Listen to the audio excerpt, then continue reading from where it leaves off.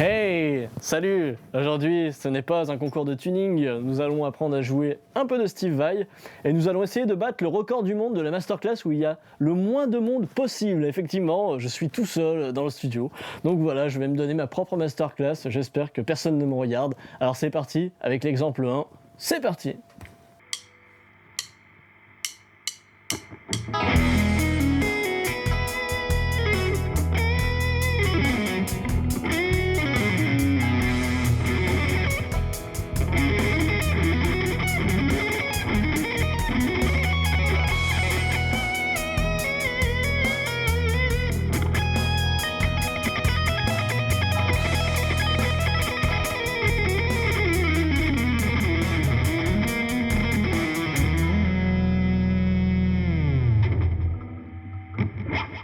Bienvenue au pays du mode lydien. Si vous suivez la rubrique de Christophe Godin, vous savez exactement de quoi je parle. Sinon, vous ne comprenez rien, mais c'est pas grave, nous allons essayer de comprendre. Alors c'est tout simple, vous mettez un bourdon en mi et vous jouez sur une gamme de si majeur.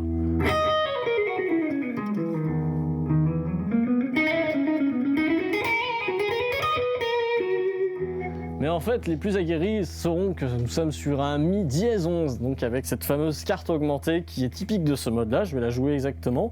C'est cette note-là.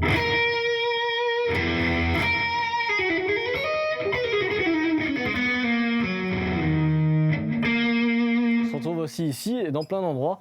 Donc on va aller très rapidement en fait sur les plans qui sont sympas que j'ai joués. Donc on va commencer par le premier, évidemment. Donc ça fait un truc qui ressemble à peu près à ça. Et après, je vais faire ce plan-là. Alors en fait, c'est une espèce de pentatonique qu'on remonte super vite avec un seul coup de médiator. Le reste, c'est tout en tape main gauche.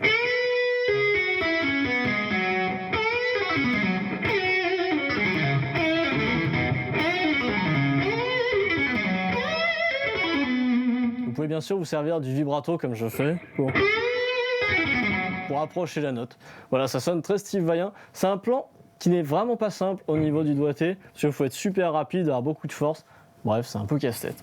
Ensuite, l'autre plan, le Moneymaker Steve Vaien, il l'a employé de nombreuses fois. En fait, c'est cet enchaînement-là qui fait... Pardon pour le doigté, je le refais. Voilà, en fait, on va jouer des successions de quintes au début. Là, une carte, et après quinte encore. Et en fait, ce schéma, on peut le déplacer.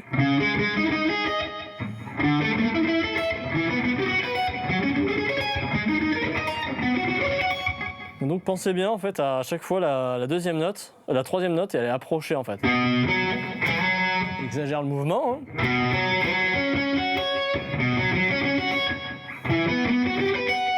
Voilà, et ces plans-là, enchaînés les uns à la suite des autres, ça sonne Steve Vai, quoi. C'est ses plans, c'est lui qui les a trouvés ou volés à quelqu'un qu'on ne connaît pas en tout cas.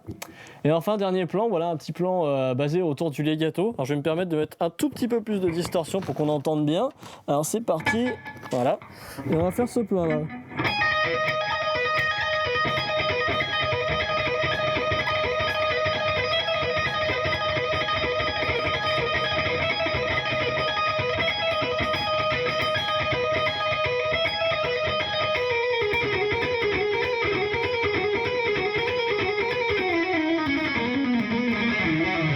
Après on termine sur la gamme de si majeur. Voilà, mais juste ce pattern il est excessivement présent dans sa musique, donc n'hésitez pas à le replacer. Là il marche autant en si majeur qu'en mi majeur, mais en fait on a un doublon.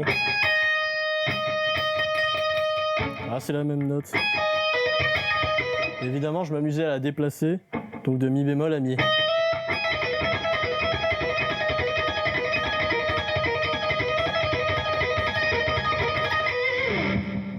Voilà, passons tout de suite à l'exemple 2 où nous allons moduler les amis. C'est parti!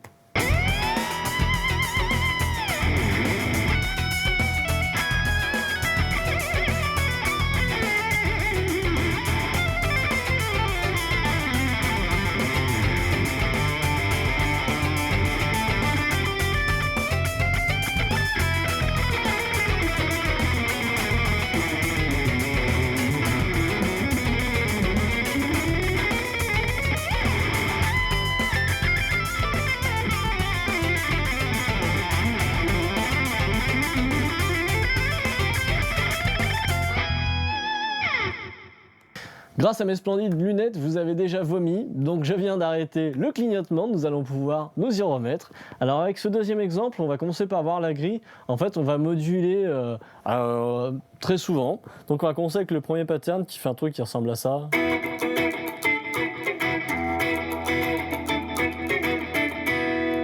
Donc là, en fait, on est articulé autour d'un Mi. Et là, on a un accord qui arrive un tour en dessous, donc tout laisse à penser que nous sommes en Mi mixolydien. Donc nous allons devoir jouer la gamme de La majeure, évidemment.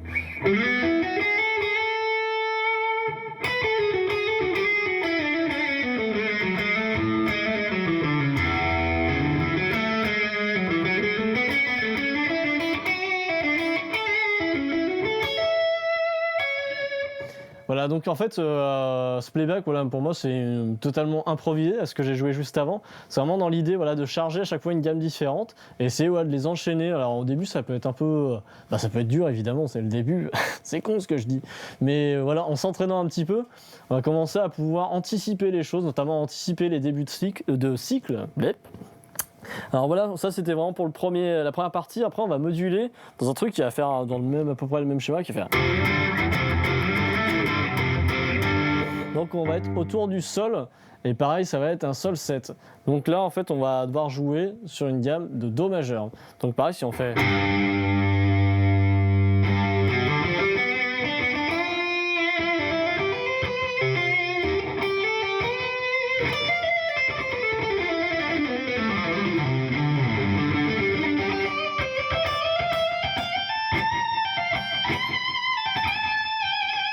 On reconnaît un petit peu en fait la sonorité du blues, vu que je suis sur le mode mixolydien, c'est tout à fait normal.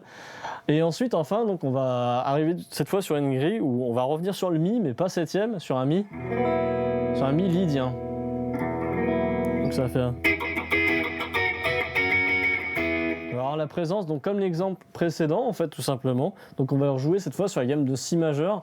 Donc vous reprenez l'exemple précédent, vous pouvez replacer exactement ces mêmes plans. Hein.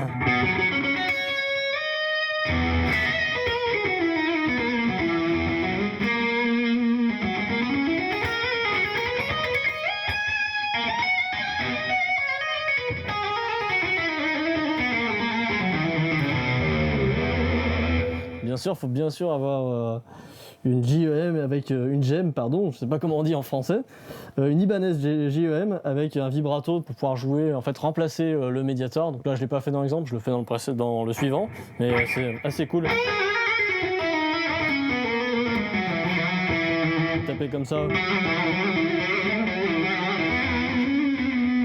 Expérimentez, faites comme Steve Vai, vous vous enfermez dans votre chambre, puis vous faites plein de sons bizarres, et puis quand vos parents vous engueulent, faut arrêter hein, parce que ça saoule quoi. Allez, on passe à l'exemple 3, c'est parti!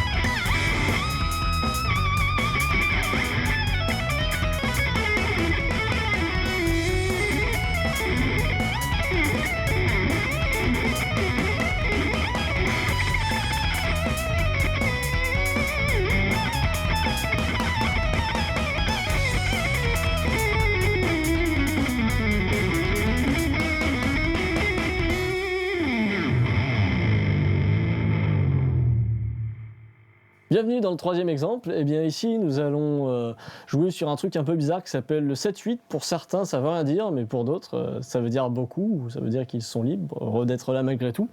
Alors, bien sûr, c'était pas très drôle, mais j'ai essayé de vous expliquer qu'est-ce qu'un 7-8. Un 7-8, il faut compter jusqu'à 7. Vous savez compter jusqu'à 7 ? 1, 2, 3, 4, 5, 6, 7. Sauf que là, 7, 8, en fait, ça veut dire qu'on a des regroupements qui sont très rapides, qu'on pourrait condenser en 3 plus 2 plus 2, par exemple, pour un batteur. Oui, 3, 2, 2, 7, c'est bon. Donc, par exemple, je vais vous jouer le plan et on va voir. Je vais le jouer lentement.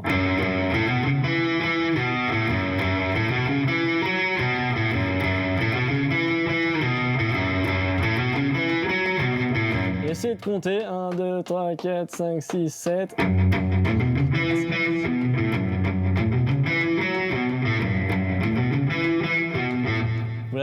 ben c'est bon. Et après, pour finir, un 4x4.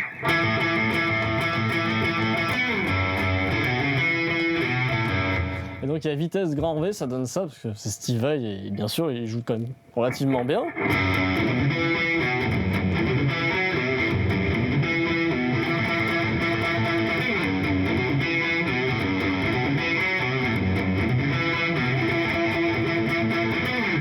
J'ai essayé de jouer cette grille, c'est déjà un bon point pour saisir le rythme. Après pour improviser, voilà, il faut garder à l'esprit qu'il y a toujours finalement un débit qui tourne, qui fait comme ça quoi. Donc ça par exemple ça peut être un débit d'improvisation, bien sûr avec des silences. Donc, et ensuite ce qui peut être intéressant voilà, c'est d'avoir plusieurs modes de raisonnement. On est déjà sur un fa dièse dorien, donc je le rappelle c'est un fa dièse mineur avec une 6 majeure.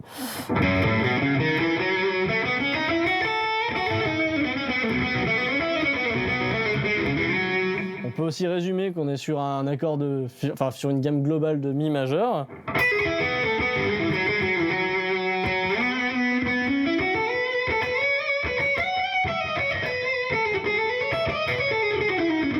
On peut passer sur des arpèges d'accords, chose que j'ai fait aussi dans l'impro, des arpèges de septième par exemple.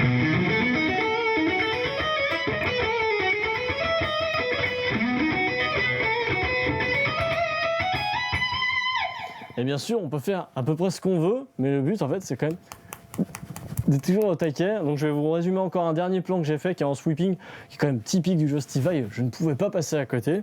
Donc c'est un plan en fait qui consiste à enchaîner les degrés 2, 3 et 6 en sweeping, je vous montre ça tout de suite. Donc degré 2, si on est sur une gamme, on a dit de mi majeur, le degré 2 c'est fa dièse mineur. Et donc on va attaquer donc, cet arpège de fa dièse mineur par la carte.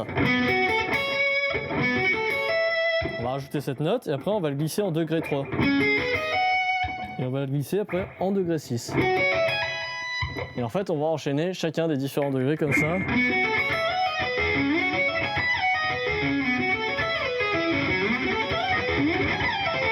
Voilà, je me suis emmêlé mes lunettes, je ne vois rien.